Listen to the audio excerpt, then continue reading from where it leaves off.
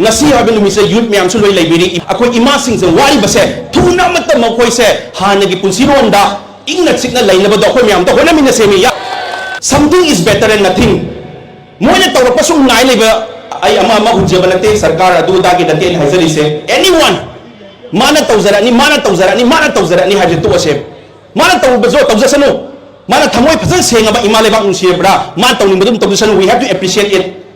akoi appreciate tawsi adu mana sum tawrakani du ngai roi se because akoi ima akoi ichi du tum chaba khamdana leiri bu hujik se adu dei mana tawrakani sum ngai roi se bakoi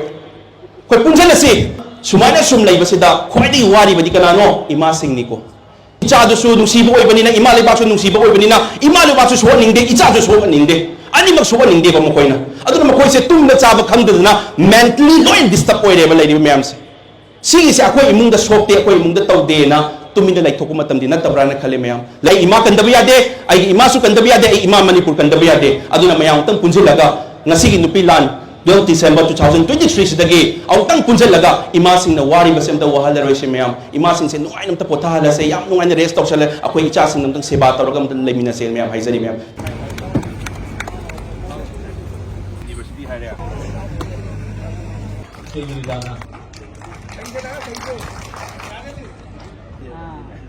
they don't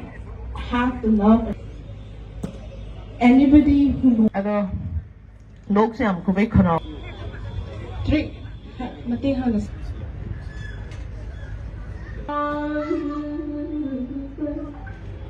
Chingurui tamburui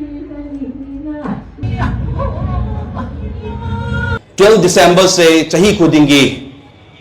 ima sing na leramba ima sing na toramba numit British colonization gi mayokta makhoi gi thongna makhoi gi lingzel makhoi na phudong energy ado akoi da supina bibok oi uko haiduna chahi khudingi akoi na ningsing numit oina akoi na pangthok chai haitare adugo handaki chahi na pangthok pasidi nahangai chahi pangthok pagadi manaram dong mande ima iche sing sina nahan ichinau leiba sing sina nupi organization haitare ngasi siliba supported by many groups ngasi lakpiri sinbagi hogalapa matamda makoina aingonda hairakpa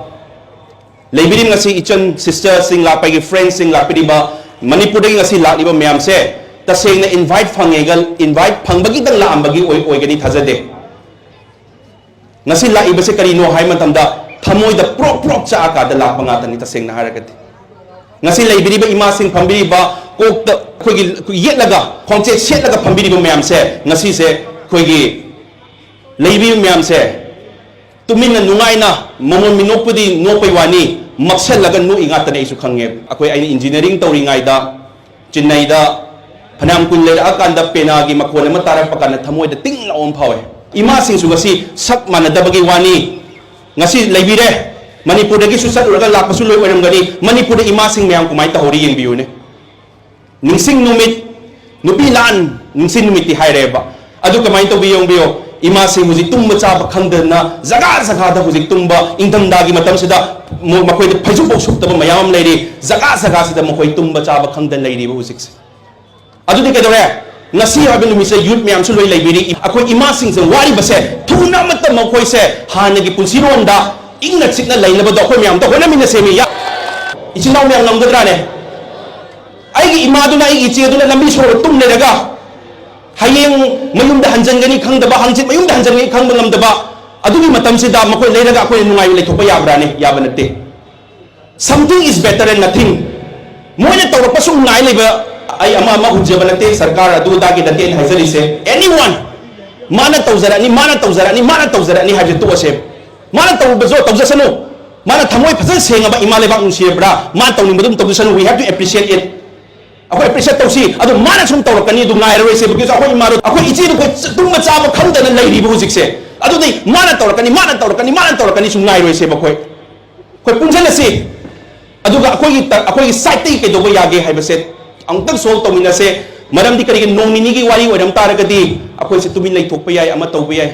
yam kushal abni tha taret henjala abni tha ni pan su jalak trobani chahi ama helak pasu yai aduna sumaina sum lai basida khwadi wari badi kanano ima sing ni ko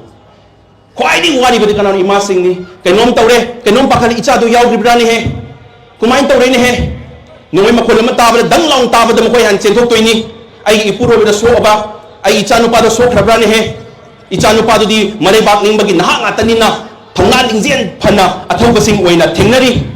makoy mama du su icha du su nung sibo oi banina imalay bak su nung sibo oi banina imalay bak su so ningde icha du so ningde ani mak so ningde ba makoy na aduna makoy se tum da chaba khangduna mentally loin disturb oi re ba lay mayam se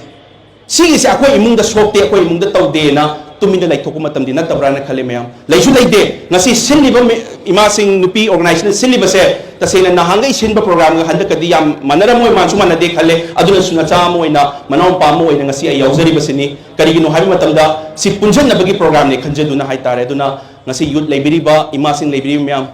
wa badi tasena waramani manipur da su thuong gani pau nungti gi youtube ta kaida taba matamda delhi da dum laiba sing taba matamda yam nungai taba kumain tawdoy he kari tawdoy he akoy ichi macha ormane du tawri do changi do si tawramane ni amung kapo amane ni wari se makhal tara kanda nungai tabagi nungai tabang atani hay tare adu sida ko na sum tumin lai thoga fazarakani haibadi matam nate aduna ima singi thongna leptan lai bani chahi lising dagi history lai bani ima singi thongna adu utna sula uchu utli adu hujikti ke dore ay ima singda energy phudopio haira roiba karigino ima sing waba yaba wareba husi mangdali ba naham yam se nakoy akoy mayam se pullaga energy da phudop minara se adu ima sing se amta ingna chiknam ta lehela se ba nasi nupi la numisida chasing na harba da birthday to matamda happy birthday haiba nupa da nupa na nupi du da gift do na tro koy na chumi ko mayam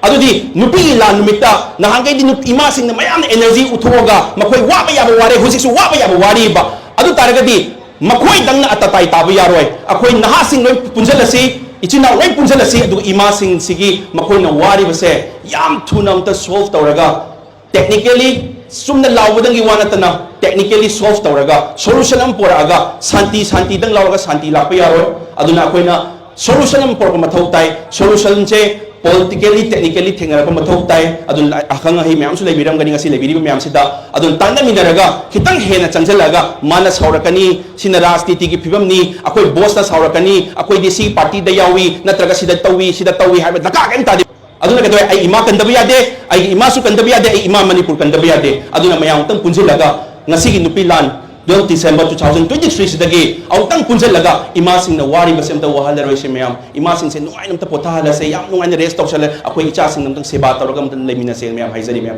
na imanai bak na imasing na manipur gi imasing na manipur gi athawi sing na manipur gi athawi sing na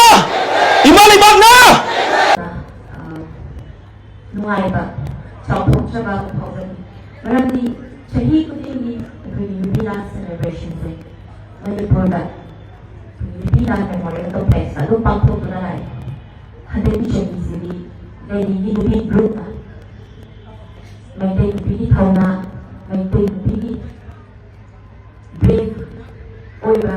mai anu dei ni celebrate to ni mo bi kai puna ni hada so phok happy Exigencies after 1949 have been compelling women in Manipur.